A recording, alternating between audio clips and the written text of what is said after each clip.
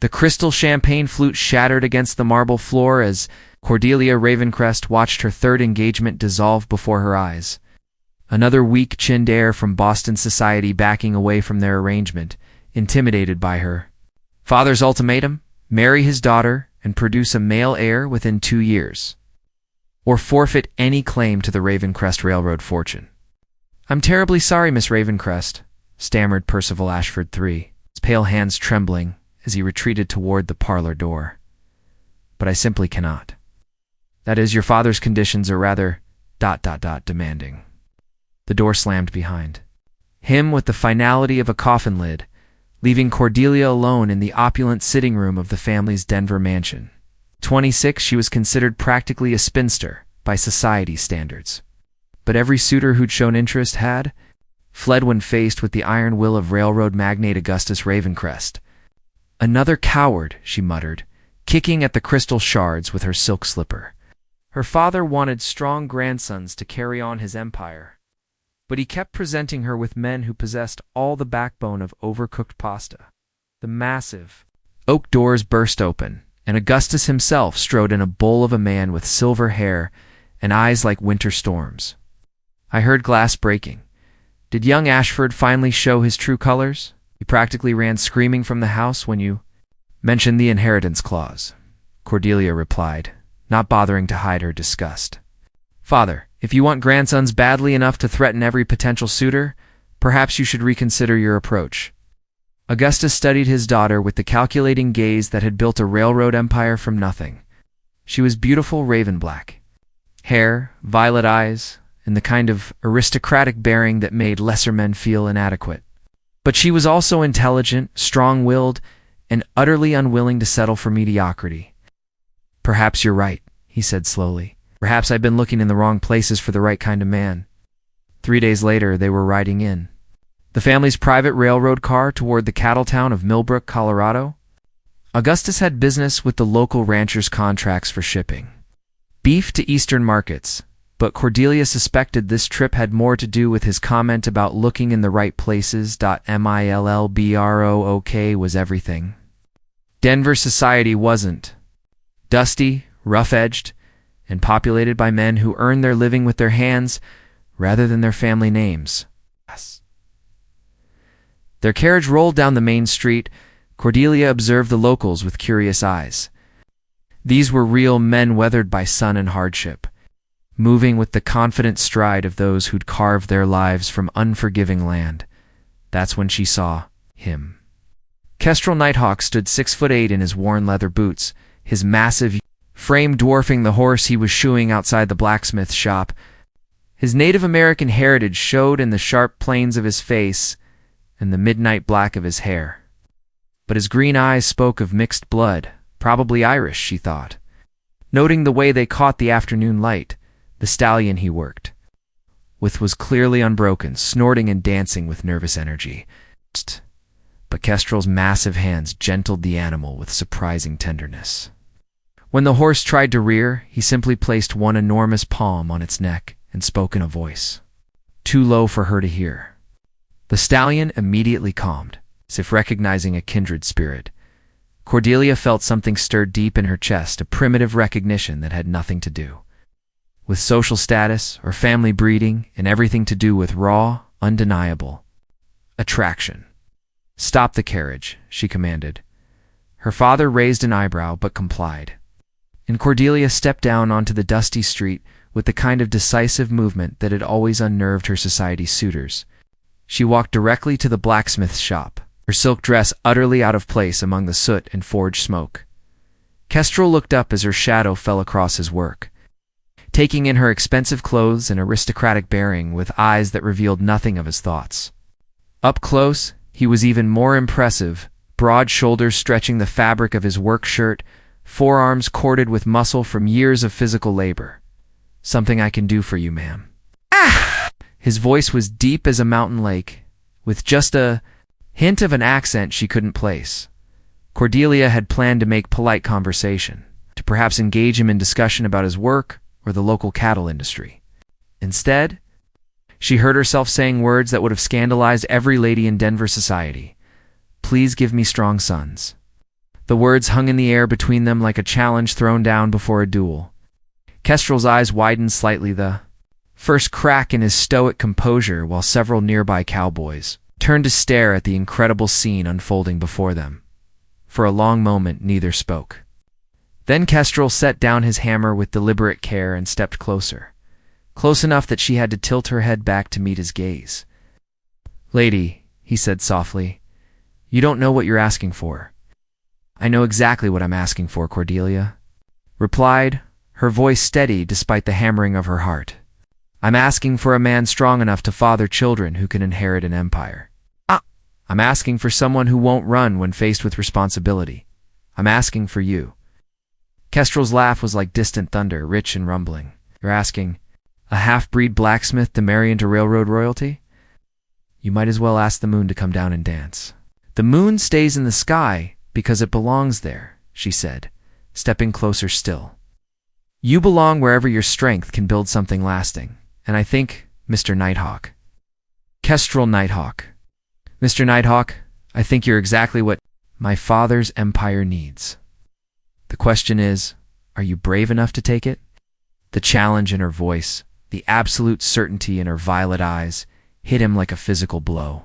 This wasn't some bored socialite playing at rebellion. This was a woman who knew exactly what she wanted and possessed the courage to reach for it. "Your father might have something to say about his daughter proposing to the local blacksmith," he said. Cordelia smiled then, and it was like watching the sun break through storm clouds.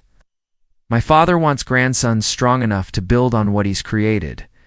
One look at you, and he'll know I've found exactly that." Ravencrest watched the exchange with growing fascination. He couldn't hear the words, but he could see the electricity crackling between his headstrong daughter and the giant blacksmith. More importantly, he could see that this man, whatever his background, possessed the kind of presence that commanded respect. As Kestrel and Cordelia continued their intense conversation, Augustus found himself thinking that perhaps his daughter had just solved both their problems in the most unexpected way possible. Kestrel's answer came not in words but in action. Without breaking eye contact with Cordelia, he stripped off his leatherwork gloves and tossed them onto the anvil, then walked to the water barrel and splashed the soot and sweat from his face and arms. When he turned back to her, there was something different in his bearing. As the humble blacksmith, more the warrior his ancestors had been. "If we're going to do this," he said, his voice carrying clearly across the suddenly quiet street, "we do it right. No shame, no apologies, no backing down when things get complicated." Cordelia felt her pulse quicken at the steel in his voice. Meaning if you want Kestrel Nighthawk's sons, you get all of Kestrel Nighthawk. The Cheyenne blood, the Irish temper, the man who works with his hands and answers to no one but himself. You don't get a tamed version that fits politely into your father's drawing room. The watching cowboys exchanged glances, recognizing the moment when a wild thing decided whether to run or fight. Several had tried courting the rich railroad heiress during her brief visits to town, only to be rebuffed by her cool politeness. She stood toe-to-toe with the most intimidating man in 3 counties, her cheeks flushed and her eyes blazing with something that looked suspiciously like desire. "Mr. Nighthawk," she said clearly, "I wouldn't want you any other way." Augustus Ravencrest had seen enough. He climbed down from the carriage with the measured stride of a man accustomed to taking charge of situations, his silver-headed walking stick clicking against the boardwalk as he approached. The street turned to watch the railroad king size up the blacksmith who'd just accepted his daughter's unprecedented proposal. "Nighthawk," Augustus said, extending a hand that had closed deals worth millions. "Augustus Ravencrest, I believe you've just agreed to marry my daughter." Kestrel studied the offered hand for a moment before clasping it in his own. The handshake that followed was a test of wills, each man taking the measure of the other through the strength of their grip. "I've agreed to consider it," Kestrel corrected, "assuming we can come to terms that satisfy both our interests." Augustus's eyes lit with something approaching approval. Most men either cowered before his reputation or tried to impress him with false bravado. Kestrel simply treated him as an equal, which, Augustus realized, was exactly what a man needed to do too, earn his respect. "Then perhaps we should discuss those terms somewhere more private," Augustus suggested. My daughter seems to have provided the entire town with enough entertainment for one afternoon. The Ravencrest private car was a rolling palace of mahogany and crystal, but Kestrel stepped into it without the awe that usually struck men seeing such luxury for the first time. He settled into a leather chair that creaked under his weight and fixed Augustus with the direct gaze of someone who had nothing to hide. "Cards on the table," Augustus began. "I need grandsons strong enough to take over my empire when I'm gone. Every society boy I've introduced to Cordelia either lacks the backbone for business or the spine to handle her. You're the first man she's shown interest in who looks like he could break lesser men in half. And you think that makes me husband material?" Kestrel asked. "I think it makes you father material," Augustus corrected. The Ravencrest Empire was built by men who took what they wanted and defended what they had. I'm not looking for a son-in-law who will wear fancy clothes and attend tea parties. I'm looking for someone who can build on what I've created." Cordelia, who had been listening from the observation platform, stepped into the car with the fluid grace of a woman comfortable in her own skin. "Perhaps you should ask what I'm looking for." Both men turned to her, and she felt the weight of their attention like a physical force. She'd never backed down from a challenge in her life, and she wasn't about to start now. "I'm looking for a man who won't be intimidated by my intelligence or my independence," she said, settling into the chair across from Kestrel. "I'm looking for someone who can stand beside me as an equal partner, not someone who wants to own me or control me.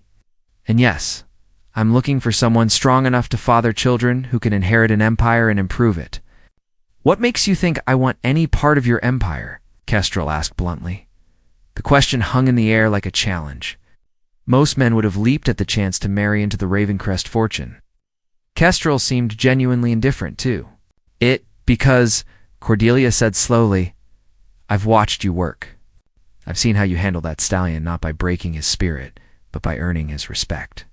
That's what building something lasting requires, and I think—" She paused, choosing her words carefully. "I think you're tired of being dismissed, because of your blood or your profession. This partnership could give you the platform to show the world what you're truly capable of." Kestrel was quiet for a long moment, his green eyes studying her with unsettling intensity. When he finally spoke, his voice was softer than before. "You see a lot. For someone who's known me for all of an hour, I see enough," she replied. "The question is whether you see anything in me worth the complications that would come with this arrangement." He leaned forward then, close enough that she could see the gold flecks in his green eyes. "Lady, I see a woman who's brave enough to walk up to a stranger and demand exactly what she wants. I see intelligence, strength, and fire that most men would be too scared to handle. The complications don't worry amidst the responsibility that gives me pause." "What kind of responsibility?" "The responsibility of making sure those strong sons you want grow up to be good men, not just powerful ones. The responsibility of being a husband worthy of a woman who could have chosen anyone, and chose me." The honesty in his voice made something flutter in Cordelia's chest.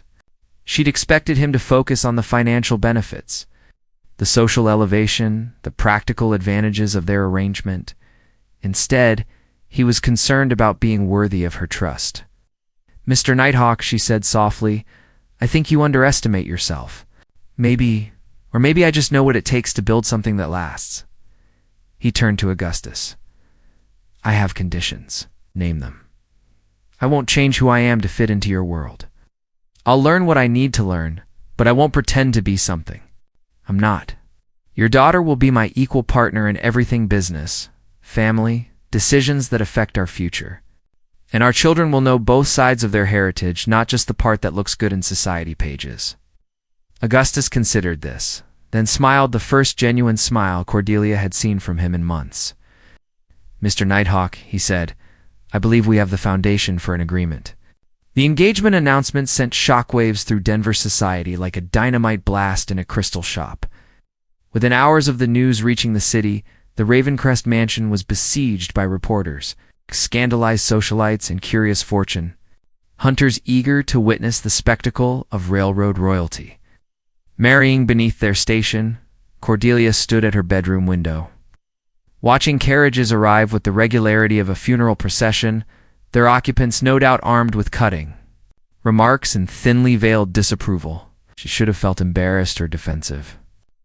Instead, she felt oddly liberated, as if she'd finally stopped pretending to be someone she wasn't.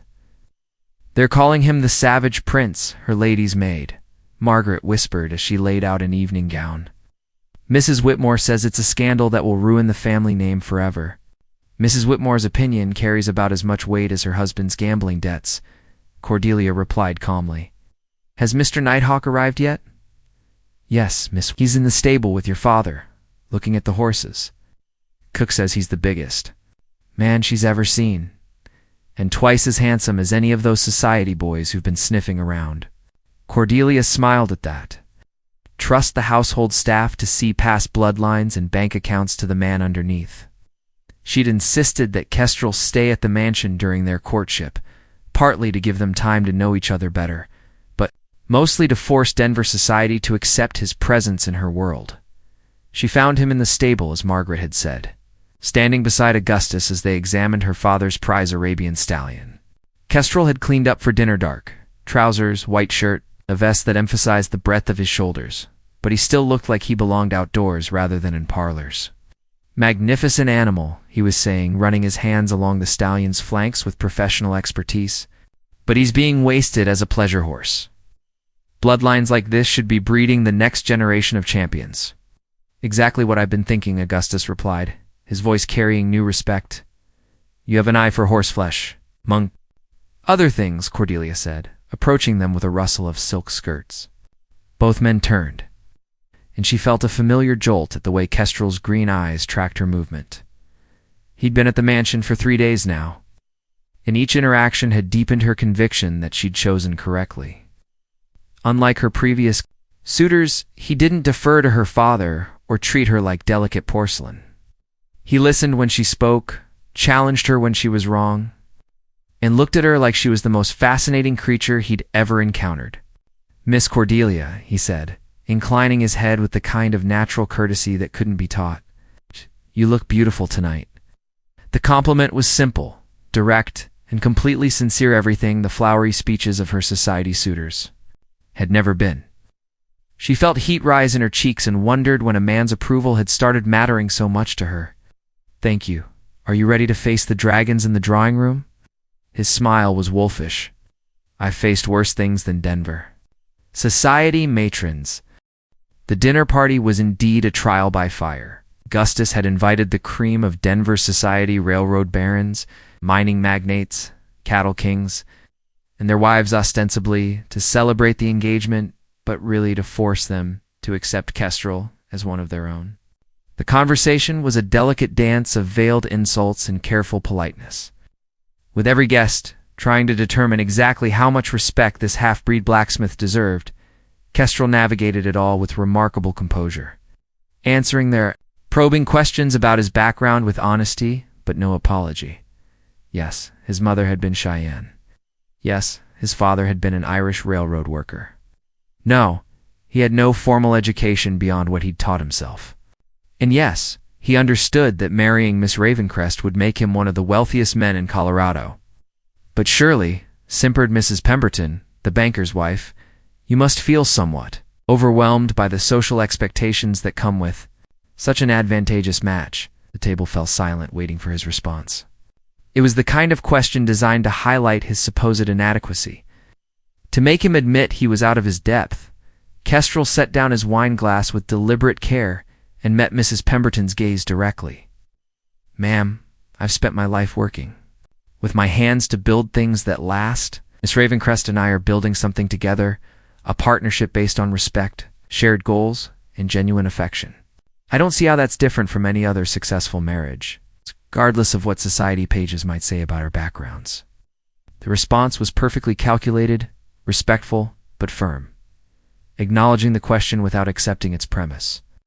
Several of the men nodded approvingly, recognizing the skill with which he'd deflected the attack, but it was Cordelia's reaction that mattered most.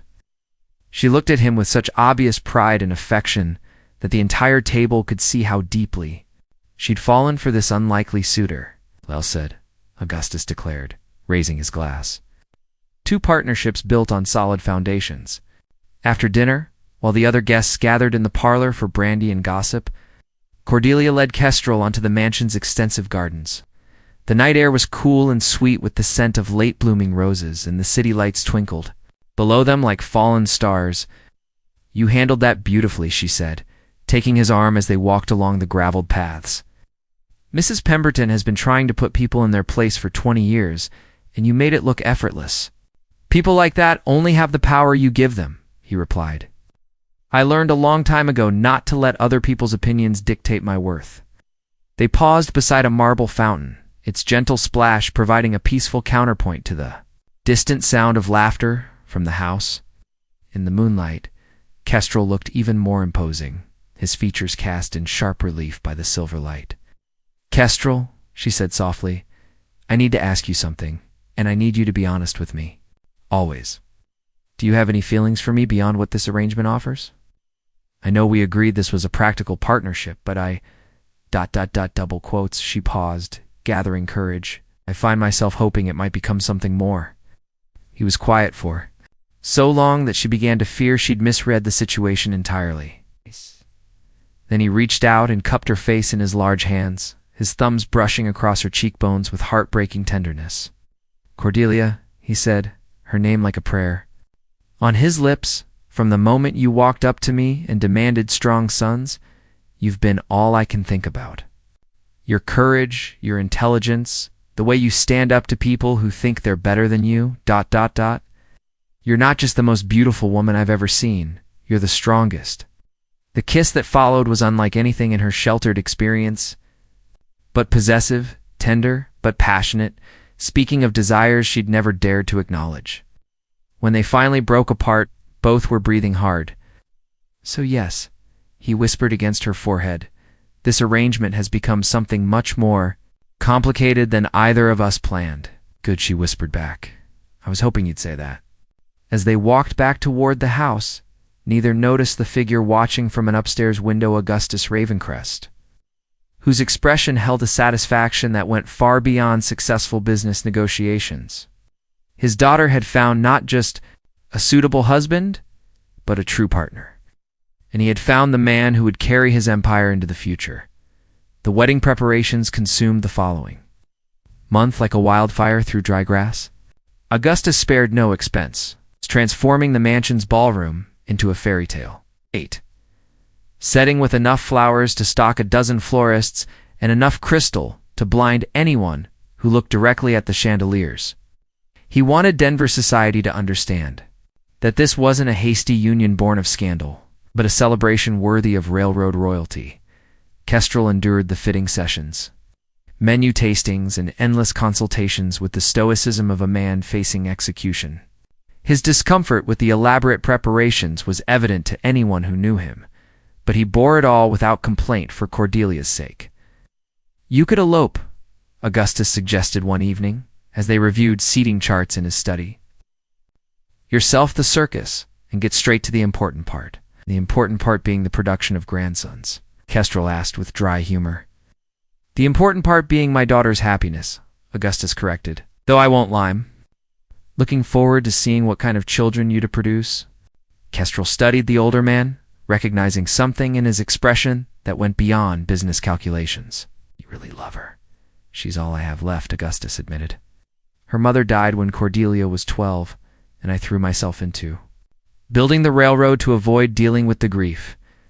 Cordelia raised herself, mostly made herself into exactly the kind of woman who could run an empire.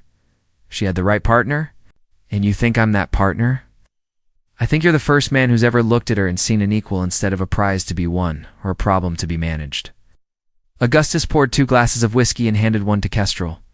"That's rarer than you might think, even among supposedly civilized men." The conversation was interrupted by a commotion from the front of the house, raised voices. The sound of a door slamming, and then Cordelia's voice. Pitched to carry and crackling with fury, both men rushed toward the sound, arriving in the foyer, to find Cordelia facing off against a delegation of Denver's most prominent ladies, led by the formidable Mrs. Hartwell, wife of the territorial governor. "Absolutely unacceptable," Mrs. Hartwell was saying, her voice dripping with moral outrage. The very idea that a woman of your standing would ally herself with a savage? Choose your next words very carefully, Cordelia interrupted, her voice deadly quiet. Because they will determine whether you leave this house walking or being carried. Mrs. Hartwell's face flushed an unbecoming shade of purple. Your father may have lost his mind, but that doesn't mean the rest of us have to watch this family destroy itself through miscegenation, and the word died in her throat as Kestrel stepped into view, his massive frame filling the doorway like an approaching storm. He didn't speak, didn't threaten, simply stood there, radiating the kind of quiet menace that made sensible people reconsider their life choices. Ladies, he said finally, his voice carrying the kind of authority that came from never having to raise it. I believe you were leaving. Mrs. Hartwell opened her mouth to respond, took another look at Kestrel's expression, and apparently decided that discretion was indeed the better part of valor. She gathered her followers and swept toward the door with as much dignity as she could muster. This isn't over, she hissed as she passed Cordelia. Society will never accept this marriage, and your children will pay the price for your selfishness. Cordelia's response was a smile that could have cut glass. Mrs. Hartwell, my children will be too busy running this territory to care what people like you think about their parentage. After the ladies had departed in a flutter of outraged silk and wounded pride, the foyer fell silent except for the ticking of the grandfather clock. Well, Augustus said finally, that could have gone worse. Cordelia laughed, but there was a brittle edge to the sound. Could it? They'll spread word through every drawing room in Denver by morning. Our wedding will be seen as a spectacle. Our children will be whispered about behind fans in Cordelia. Kestrel's voice cut through her spiraling anxiety like a blade. Look at me. She turned, and he stepped closer, close enough that she had to tilt her head back to meet his eyes. Do you care what they think? He asked simply. Yes, no, I don't know. She pressed her hands to her temples, suddenly feeling the weight of the decision she'd made. I thought I didn't care, but listening to them talk about our future children, like they'll be some kind of circus freaks. Oh. Children, he said firmly, will be raised to know exactly who they are and where they come from. They'll have your intelligence and determination, and hopefully enough of my stubbornness to tell people like Mrs. Hartwell exactly where they can put their opinions. Despite everything, Cordelia found herself smiling at the image. You think? They'll be stubborn? With you for a mother and me for a father? It'll be absolutely impossible. His hand settled on her shoulders, warm and reassuring. Cordelia, I've been dealing with people who think less of me because of my blood since I was old enough to understand what it meant. Their opinions have never stopped me from being exactly who I am. It's different for children. They don't understand why people say cruel things. Then we'll teach them to understand. We'll raise them to be strong enough to face whatever the world throws at them and proud enough to never apologize for existing. His voice gentled. But if you're having second thoughts about this marriage, about what it will mean for our family, ... No. The word came out fierce and immediate. No second thoughts. I want this marriage, Kestrel. I want you. I want the life we're going to build together, and I want the children who will inherit it all. She stepped closer, her hand settling on his chest. I just needed to be reminded that other people's limitations don't have to become ours. Good, he said, leaning down to press his forehead against hers. Because I have no intention of letting a bunch of small-minded busybodies dictate how we live our lives. From across the foyer, Augustus watched the exchange with growing satisfaction. His daughter had found not just a strong man, but a wise one, someone who could help her navigate the challenges their unusual marriage would bring, while never asking her to compromise her essential self. The wedding is in 2 weeks, he announced, making both of them turn toward him. And every important person in the territory will be there, whether they approve or not. By the time this is over, Denver society will understand that the Ravencrest family makes its own rules. Kestrel and Cordelia exchanged a look that spoke of shared determination and mutual support. Whatever challenges lay ahead, they would face them together as equals, as partners, and very soon, as husband and wife. The rebellion they'd started, with a few bold words in a dusty street, was about to become a revolution that would reshape not just their own lives, but the entire social order of the Colorado Territory. The wedding day dawned crisp and clear, with a kind of brilliant Colorado, the sky that seemed to stretch forever. By noon, the Ravencrest mansion buzzed with controlled chaos as caterers, musicians, and decorators put the finishing touches on what the Denver papers were calling the social event of the decade. Cordelia stood before her bedroom mirror, in her wedding gown a creation of silk and Belgian lace that had cost more than most people earned in a year. But for all its beauty, she felt oddly detached from the elegant stranger looking back at her. This wasn't how she'd imagined her wedding day as a little girl, and the woman in the mirror seemed too composed, too perfect for the wild emotions churning beneath the surface. "You look like a princess," Margaret said, adjusting the pearl-encrusted veil one final time. "Though I dare say you're marrying your prince rather than some weak-kneed duke." A knock at the door interrupted them, and Augustus entered, resplendent in his formal morning coat, but wearing an expression Cordelia had never seen before. Something soft and almost vulnerable that transformed his usual commanding presence. "Margaret May, would you give us a moment?" he requested, when they were alone.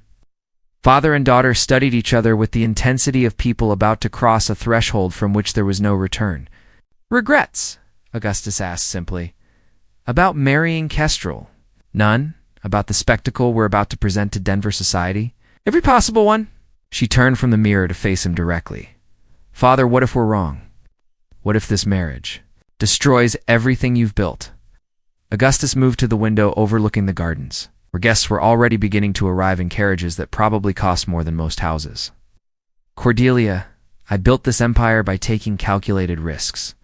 When conventional wisdom said I was insane, betting on your marriage to Kestrel Nighthawk is the sanest decision I've made in years.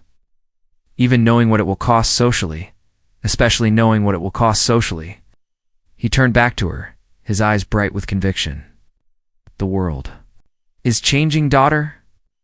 The men who will succeed in the next century won't be the ones who inherit power. They'll be the ones strong enough to seize it, and smart enough to keep it. Your children will need that strength." Before Cordelia could respond, another knock interrupted them. This time it was Consuela Kestrel's aunt, who'd arrived from New Mexico for the wedding, carrying a small wooden box inlaid with turquoise and silver. "From your man," she said in her accented English, placing the box in Cordelia's hands. "He says it was his mother's, and now it should be yours." Inside was a necklace unlike anything Cordelia had ever seen, not the formal jewelry of her usual world, but something wild and beautiful. A silver chain held a pendant shaped like a soaring hawk, its wings spread wide and set with stones that caught the light like captured fire. "It's magnificent," she breathed, lifting it from the box with reverent fingers. "Cherokee silverwork," Augustus observed, studying the piece with professional appreciation. "It's probably worth more than most of the jewelry downstairs, and far more meaningful." Cordelia fastened it around her neck, feeling the weight of it settle against her skin like a promise. This was Kestrel's heritage, his mother's legacy, and he was sharing it with her. The gesture said more about his feelings than a dozen flowery speeches could have conveyed. An hour later, she stood at the back of the ballroom, her arm linked through her father's, while 300 of Colorado Territory's most influential citizens watched from silk-covered chairs. The scene was everything Augustus had intended: magnificent, impressive, possible to ignore. But Cordelia only had eyes for the man waiting at the altar.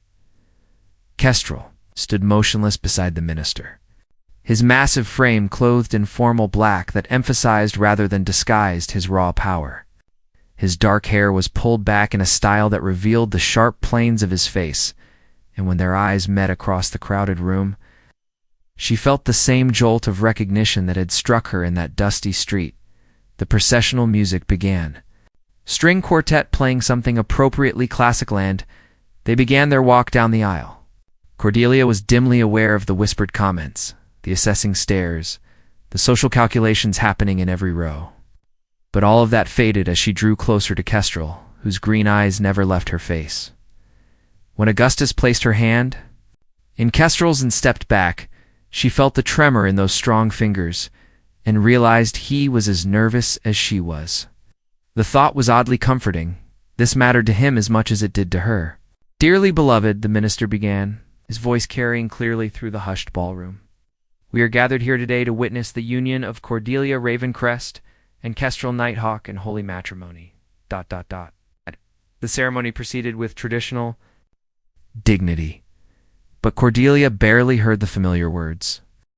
She was too focused on Kestrel's face, on the way he looked at her like she was the most precious thing in the world, on the quiet intensity of his responses when he spoke his vows. "I, Kestrel, take you, Cordelia, to be my wife, to have, and to hold from this day forward, for better, for worse, for richer, for poorer, in sickness and in health, to love and to cherish, till death do us part." When it came time for her vows, her voice was steady and clear, carrying to every corner of the room. "Cordelia, take you, Kestrel, to be my husband, to have and to hold from this day forward, for better, for worse, for richer, for poorer, in sickness and in health, to love and to cherish, till death do us part." The words carried weight beyond their traditional meaning. She was promising not just her life, but her fortune, her social standing, her future, everything she was or might become. When the minister pronounced them husband and wife, the kiss that sealed their union was tender but brief, mindful of their audience. But in that moment of contact, Cordelia felt something fundamental shift inside her chest, as if all the scattered pieces of her life had suddenly clicked into place. The reception that followed was a masterpiece of orchestrated celebration. Augustus had spared no expense. Imported champagne flowed like water. Full orchestra played in the garden.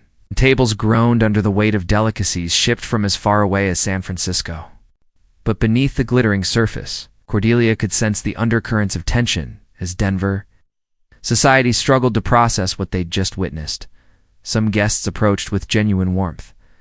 The territorial judge who'd known Augustus for decades, several cattle barons who respected strength regardless of its source, wives who were secretly thrilled to see convention challenged so boldly. Others maintained polite facades while their eyes revealed deep disapproval of the match, but it was Kestrel's handling of the situation that impressed everyone, including those who'd come prepared to find fault. He moved through the crowd with natural dignity, answering questions about his background without defensiveness, discussing business with the acumen of someone who understood money and power, charming the ladies with understated courtesy that never crossed into familiarity. "Your husband is either very clever or very lucky," observed Judge Morrison during a quiet moment. "Half these men came here expecting to see him embarrass himself, and instead he's making them look like amateurs." Cordelia watched Kestrel across the room, where he was deep in conversation with 3 railroad executives about expansion opportunities in the Southern Territories. His massive frame dominated the group, but it was his intelligence that held their attention. "He's both clever and lucky," she replied. "Clever enough to succeed on his own merits, and lucky enough to marry into a family that will give him the platform he deserves." As the evening progressed, she began to notice something that filled her with quiet pride. Despite their initial skepticism, the male guests were increasingly treating Kestrel as an equal. They sought his opinions on business matters, included him in their discussions of territorial politics, and showed the kind of respect that couldn't be bought or commanded, only earned. The women were more reserved, but even there, she saw signs of acceptance. The older ladies, particularly those who remembered the frontier days when survival mattered more than pedigree, seemed to approve of her choice. The younger ones watched him with the kind of appreciative attention that made her feel distinctly possessive. "Quite a man you've married," said Helena Morrison, the judge's wife, joining Cordelia on the terrace, where she'd retreated for a moment of fresh air. "My husband says he's impressed with his grasp of territorial law. Kestrel is largely self-educated, but he's always been hungry for knowledge," Cordelia replied. "I think he'll surprise a lot of people." "I think he already has." Helena's smile was knowing, "including you." The question made Cordelia pause and consider. Had Kestrel surprised her? In some ways, yes, his natural sophistication, his ability to navigate social complexities, his instinctive understanding of power dynamics. But in the most important ways, He was exactly what she'd hoped for. Strong, intelligent, uncompromising in his principles. "No," she said finally. "He's exactly what I thought he was when I first saw him. I just didn't expect everyone else to see it too." As midnight approached and the last guests finally departed, Cordelia found herself alone with her husband in the mansion's vast foyer. The servants had cleared away most of the celebration's remnants, leaving only the lingering scent of flowers and the echo of music that had filled the house all evening. "Well, Mrs. Nighthawk," Kestrel said, the title sounding strange but wonderful on his lips, "how does it feel to be married to a savage?" She laughed at his use of Mrs. Hartwell's ugly term. "Like the smartest decision I've ever made." She stepped closer, her hand settling on his chest where she could feel the steady beat of his heart. "How does it feel to be married to railroad royalty?" "It's like I've been given something precious to protect," he replied, his arms encircling her waist. "And like I'd better be worthy of the trust you've placed in me." "You are," she said with absolute certainty. "We both are." The kiss that followed was different from their brief wedding kiss, deeper, more passionate, full of promises for the private life they would build away from society's judging eyes. When they finally broke apart, both were breathing hard. "Come," she whispered, taking his hand. "Let me show you to our room." As they climbed the grand staircase together, husband and wife at last, neither could have imagined the empire they would build together or the legacy they would leave behind. They knew only that they had found in each other something rare and precious, a partnership that would be strong enough to weather any storm and is passionate enough to last a lifetime. 6 months later, Cordelia stood in the parlor of their new home, a sprawling ranch house Kestrel had designed and built on 10,000 acres of prime grazing land an hour's ride from Denver. The house was a perfect blend of their two worlds, elegant enough to satisfy her refined tastes, but practical enough to serve as the headquarters of a working cattle operation. The Nighthawk Ranch, as the local papers had dubbed it, had become one of Colorado's most successful operations almost overnight, thanks to Kestrel's expertise with livestock and Cordelia's business acumen. But more importantly, it had become their sanctuary, a place where they could be themselves without the constant scrutiny of Denver society.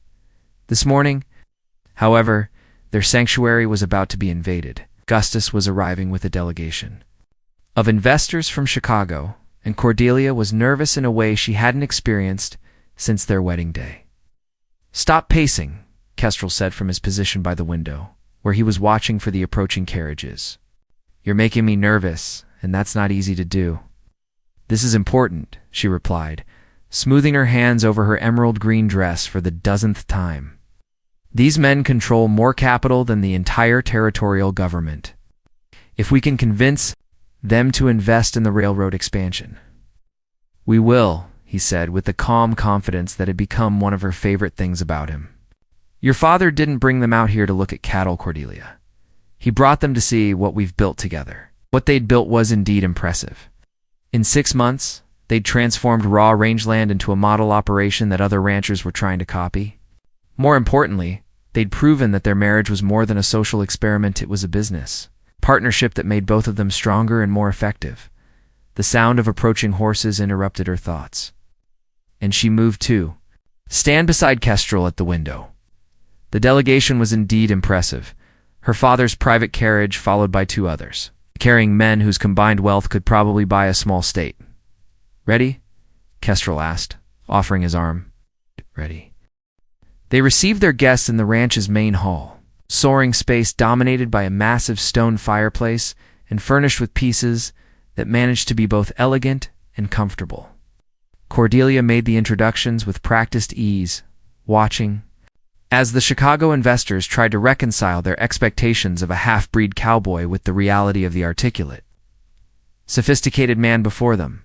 Kestrel had learned to use people's prejudices to his advantage, allowing them to underestimate him before demonstrating the sharp intelligence that had made him one of the territory's most successful ranchers in less than a year. "Gentlemen," Augustus began once they were settled with whiskey and cigars, "you've seen the financial projections for the Southern Railroad expansion, but numbers only tell part of the story.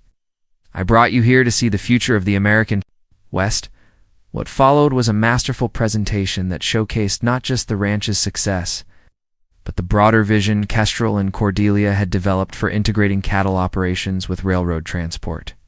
They'd worked out systems for moving livestock more efficiently, developed breeding programs that produced animals specifically suited for long-distance shipping, and created supply chains that could serve eastern markets with unprecedented reliability.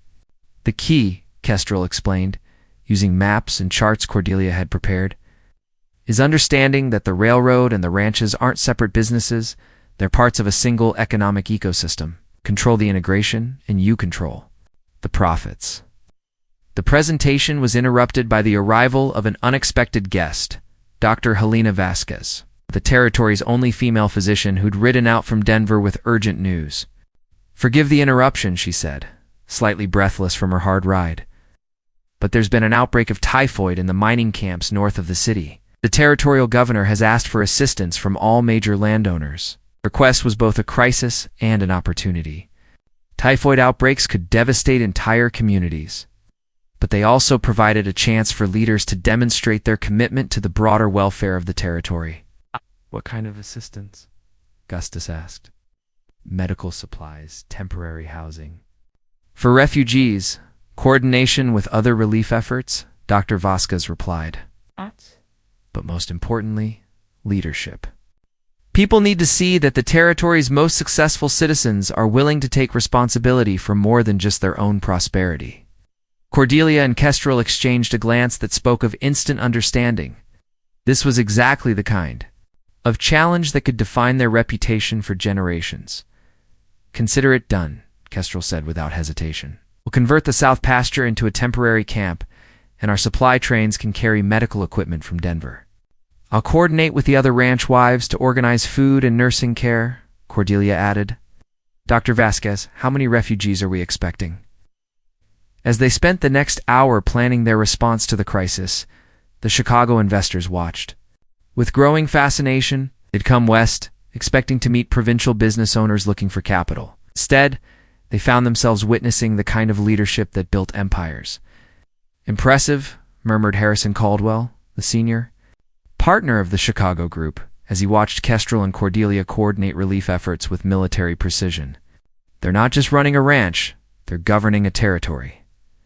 Augustus smiled at that observation. It was exactly what he'd hoped the investors would see. His daughter and son-in-law weren't just successful ranchers. They were the kind of people who could lead the American West into the 20th century. The typhoid crisis lasted 3 weeks, during which the Nighthawk Ranch became the unofficial headquarters for relief efforts across 3 counties. Kestrel organized supply lines with the efficiency of a military commander, while Cordelia turned their home into a hospital that treated everyone from mining executives to immigrant laborers with equal care. The Chicago investors had planned to stay for 2 days, ended up remaining for the duration of the crisis, working alongside their hosts to combat the outbreak. By the time it was over, they'd seen enough of the Nighthawk's leadership abilities to commit to the largest railroad investment in territorial history. But more importantly, they'd witnessed the birth of something unprecedented, a marriage that combined old-world wealth with frontier strength. Eastern sophistication with Western practicality, creating a partnership that was greater than the sum of its parts. "You know," Caldwell said on their final evening at the ranch, as they sat on the porch watching the sunset paint the mountains gold, "when we first heard about this marriage, we thought Augustus Ravencrest had lost his mind. Now I'm wondering if he's the sanest man in America." "Why's that?" Cordelia asked, though she suspected she knew the answer. "'Cause he recognized that the future belongs to people who can bridge different worlds," Caldwell replied. "Your husband understands both the land and the people who work it. You understand both money and power. Together, you understand how to build something that will last." As the investors departed the next morning with signed contracts worth millions, Cordelia stood beside Kestrel, watching their dust disappear into the distance. "Any regrets?" he asked, echoing her father's question from their wedding day. "Only that we can't do this over again," she replied, leaning into his strength. "I've loved every minute of it, even the parts where I had to convince Eastern millionaires That a half-breed blacksmith was worth investing in, especially those parts, she said firmly. Watching you demolish their preconceptions with nothing but intelligence and competence was the most attractive thing I've ever seen. He laughed at that, the sound rich and warm in the mountain air. In that case, Mrs. Nighthawk, wait until you see what we accomplish in the next 10 years. As they walked back toward their house, their home, their sanctuary, their empire, neither could have imagined the legacy they were already creating or the children who would inherit not just their wealth, but their vision of what America could become. 10 years later, the Nighthawk Empire stretched across half of Colorado and into 3 neighboring territories. What had begun as a single ranch had evolved into a network of cattle operations, mining interests, and transportation companies that employed thousands and generated wealth that rivaled the great Eastern fortunes. But on this crisp autumn morning, Cordelia wasn't thinking about business empires or financial ledgers. She was standing in the nursery of their Denver mansion, watching her husband attempt to wrangle their 3-year-old son into clean clothes, while their 5-year-old daughter offered unhelpful advice from her perch on the windowsill. "Papa, you're doing it wrong," declared Ravenna Nighthawk, whose raven-black hair and violet eyes marked her as unmistakably her mother's daughter, while her stubborn streak came purely from her father's side. "Shirt goes on first, then the vest." "Thank you for the instruction, little boss," Kestrel replied dryly. Wrestling with young Augustus Nighthawk, named for his grandfather, but called Gus by everyone who knew him, the boy had inherited his father's size and his mother's intelligence, creating a combination that promised to be either magnificent or terrifying, depending on how it was channeled. "Mama." Gus spotted Cordelia in the doorway and launched himself toward her with the fearless abandon of a child who'd never doubted he would be caught. She swept him into her arms, marveling as always at the solid weight of him, the bright intelligence in his green eyes that were so like his father's. "Are you giving Papa trouble again?" she asked, smoothing his dark hair. "Always," Kestrel answered, before Gus could deny it. "Your son has decided that clothing is optional and that the chandelier makes an excellent climbing apparatus." "Our son," Cordelia corrected with a laugh, "and he gets that from your side of the family. I've seen you eyeing the rafters in the barn with entirely too much interest." The domestic scene was interrupted by the arrival of Augustus Ravencrest. Now in his 70s, but still carrying himself with the authority that had built a railroad empire. His grandchildren adored him with the uncomplicated devotion of the young, and he returned their affection with a tenderness that few people outside the family ever witnessed. "Grandpapa." Ravenna launched herself from the window into his waiting, arms confident in her reception. "Did you bring us presents?" "Ravenna Nighthawk," Cordelia scolded gently. "What have we discussed about asking for gifts?" "That I should wait at least 5 minutes after someone arrives before asking," Ravenna replied with the literal-minded honesty of childhood. Augustus laughed, the sound rich with genuine delight. "As it happens, I did bring something, but first, I need to discuss some business with your parents." The business in question was momentous enough to require privacy. Once the children had been dispatched to the garden under the watchful eye of their governess, Augustus spread papers across Kestrel's study desk with the ceremony of a man about to change the world. "The vote was unanimous," he announced. "Colorado's first senators will be sworn in next month, and Governor Crawford wants Kestrel to accept the appointment as territorial representative to the federal government." The offer hung in the air like a challenge. Accepting would mean leaving their carefully built life for the political snake pit of Washington, trading the honest challenges of building an empire for the complex machinations of national politics. "What would that involve exactly?" Cordelia asked, though she suspected she already knew. "Representing Colorado's interests in Congress, working with the federal government on statehood issues, building relationships with Eastern politicians and businessmen," Augustus explained. "Essentially becoming the voice of the American West in the halls of power." Kestrel was quiet for a long moment, studying the official documents with the same intensity he'd once brought to evaluating livestock. "Why me? There are men with more political experience, better connections." "Because you understand what this territory needs in ways that career politicians never could," Augustus replied. You've built something from nothing, created jobs for thousands of people. It's proven that the West can compete with the East on any terms. More importantly, you've done it without compromising your principles or apologizing for who you are. Conversation continued through the afternoon, covering logistics, implications, and the 1,000 details that would need to be managed if they accepted the position. But Cordelia found herself thinking about something larger than political appointments or career opportunities. She was thinking about legacy. That evening, after the children had been tucked into bed with stories about brave cowboys and clever princesses, she found Kestrel on the terrace overlooking the city. Denver had grown dramatically in the decades since their marriage, evolving from a frontier town into a genuine metropolis that rivaled anything the East could offer. "You're going to accept," she said, joining him at the stone railing. "We're going to accept," he corrected. "This isn't something I could do without you. The children will adapt. They're young enough to think of Washington as an adventure rather than an exile, and you? How do you feel about trading our empire for political influence?" Cordelia considered the question carefully. They'd built something extraordinary, a business empire, family. A life that exceeded anything she'd dared to dream when she'd walked up to a giant blacksmith and demanded strong sons. "I think," she said finally, "that we've proven everything.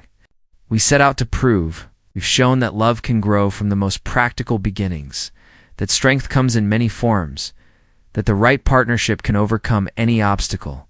And now we get to show the rest of the country what we've learned." She turned to face him fully, her eyes bright with the same determination that had driven her to propose to a stranger 10 years ago. "Kestrel, we've built our empire. Let's go build a nation." The kiss that followed was everything there.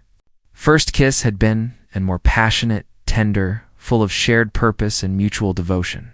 When they finally broke apart, both were smiling with the confidence of people who'd learned that the most impossible dreams were often the most worth pursuing. 2 months later, the Nighthawk family departed for Washington in a private railroad car that Augustus had designed specifically for the journey. As they rolled eastward across the plains, carrying their children toward new adventures and their own toward greater challenges, Cordelia reflected on the strange turns life could take. She'd begun this journey as a desperate woman seeking security. For her future children, she'd found instead a partnership that had transformed not just her own life, but the lives of everyone around them. The strong sons she'd demanded had become strong children who would grow into leaders, innovators, empire builders in their own right. "Any regrets?" Kestrel asked, using the question that had become their private ritual. "Only that we can't live this life twice," she replied, watching the landscape roll past while their children slept peacefully in the compartment across the aisle. "Who says we can't?" He pulled her closer, his voice warm with promise. "Every day with you feels like starting over, Cordelia. I have the feeling our best adventures are still ahead of us."